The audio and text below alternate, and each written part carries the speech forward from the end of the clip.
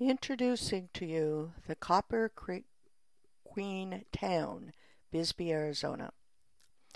The brightly lit bee lights up the sky at night. During the day, one can hike the somewhat difficult trail to its location on one of the many hills above Bisbee. This was our cottage with a view from the porch in one of the truly unique places left in America, where one cannot see the effects of the outside world's influence to homogenize every town to the pleasure of the tourist. Bisbee is one of those last places. Most of the roads to the houses on the hills are one lane only. Occasionally, one driver must reverse to allow for another to go forward. Cars, believe it or not, cars are allowed to park on one side of the street only. OK Street Jail, built in 1904. Due to the increased border demand of a booming and busy mining town, a larger facility was constructed in 1915. This is now a rental for present-day inmates who have the freedom to come and go as they want. The only option to walking or driving the narrow streets to your home on the hill is to use the stair steps. More than 1,000 throughout the city. It's the only way to get from your parked car to your home on the hillside. A sign for the plaza, where the Copper Creek Queen Mining Company built the Copper Queen Hotel, the store, hospital, library, and post office to provide for the community's needs. Originally the Copper Queen Hotel, this building is now the Bisbee Mining and Historical Museum. Some refurbished remnants of the mining days. The sanitation car was rolled into the mine empty and out when full. It was not a good day for a miner to be sitting down when the car started rolling. Swat-a-fly contest, such a memorable part of Bisbee history, occurred in August of 1912 and ended in September, with one resident killing 5,000 flies. Did it help? According to reports, there were more flies in 1913 in spite of the effort. Good incentive, though, for some artwork to display. Bisbee became a destination town in the 1960s for artists and hippies of the counterculture, fleeing from the larger cities of Arizona and California. After the mines closed in 1975, the smelters in Douglas, 25 miles distant, were still spewing smog-like air to surrounding areas. So the new population tried working with the owners of the smelter to regulate the smokestacks. Unfortunately for the employees, the owners closed the smelter instead. And then in the 1990s, additional people moved to Bisbee, developing such amenities as coffee shops and live theater.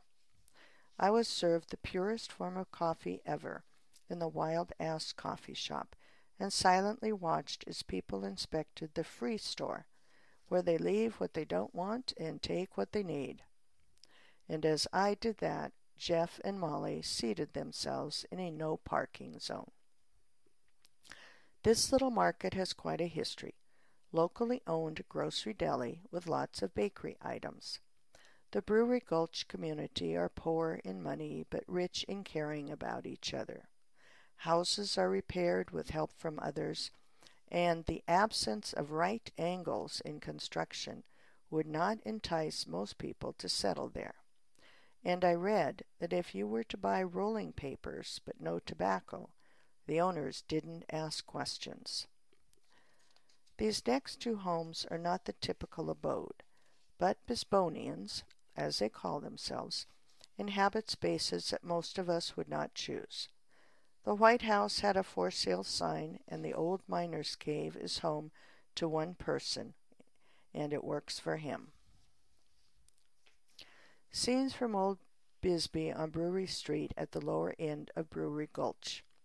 Poverty still exists here, as is evident as you drive further up the gulch. During mining days, Old Bisbee was home to historic bars, a red light district, and whiskey stills.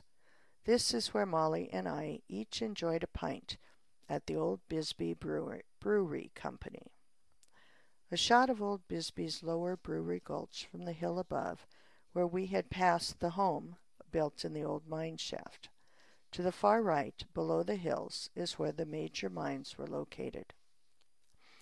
On our first day here, after entering through the famed Mule Tunnel, we followed Tombstone Canyon Road through the first stretch of town known as Old Bisbee, before suddenly transforming itself into Main Street. New Bisbee hosts a variety of shops, including one coffee shop where I was able to purchase my one and only latte.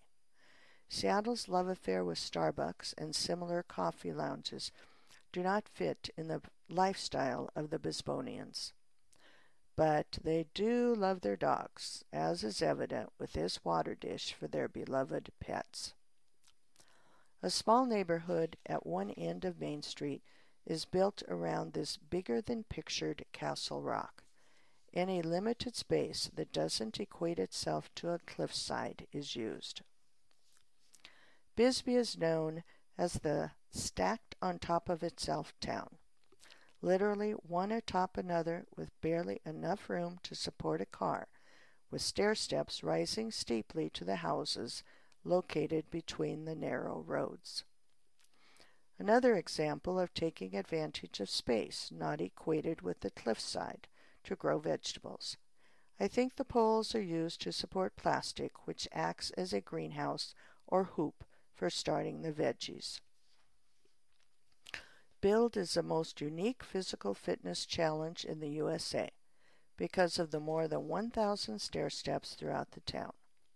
We were told that the stairs were built by the CCC on the footpaths of the mules who traveled these mule mountains for the mine company.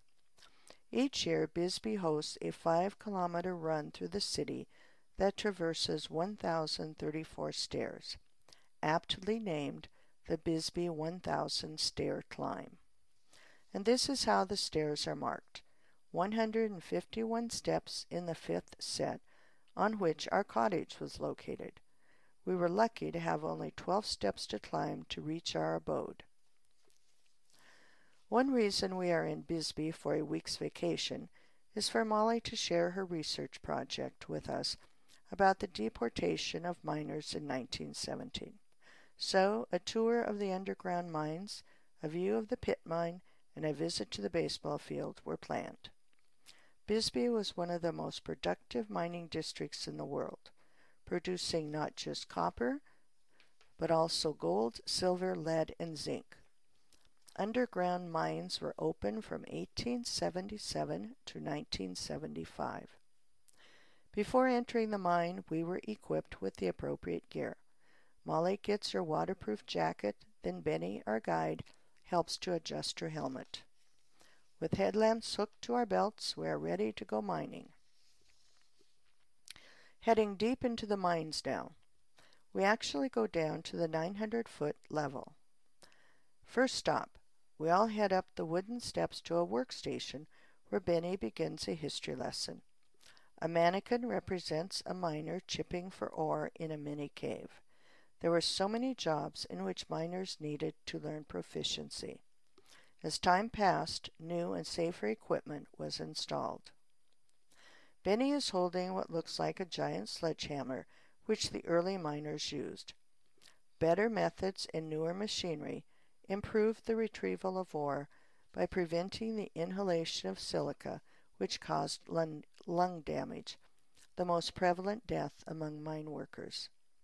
And as the miners did the hard work, their bosses were able to sit atop these bikes as they rolled through the mine to check on the workers each day. You saw one of these in the beginning, the sanitation car. This car served as an initiation of new miners.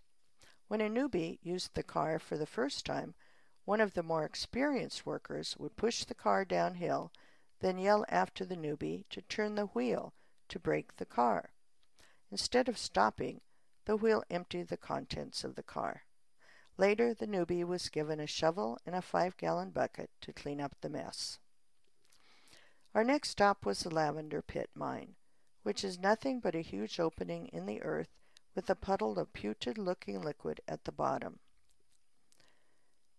Named after a man called Lavender, who designed this type of mining, it was productive from 1890 to 1952. Ironic that one is directed from the highway to this overlook with a sign that says scenic viewpoint. The Warren baseball field, possibly the oldest in Arizona, played a critical piece in the history of the mines. Built in 1909, it served as the place for the minor leagues till 1975. In this plaque that graces the entrance to the field, there is no mention of the deportation of mine workers, a part of history that Bisbee does not want to own. In 1917, 1,300 mine workers were ordered by the Phelps Dodge Mine Company to be taken from their homes in the dark because of their efforts to join the IWW, Industrial Workers of the World. Marched to the Warren baseball field, they were loaded on cattle cars and deported 200 miles to New Mexico, a 16-hour journey without food or water. The governor provided temporary housing. Even though the deportation was described as wholly illegal, no one was ever prosecuted for these deportations. And here's a Brewery Gold's Pint to fun and adventure as we explore other areas around Bisbee.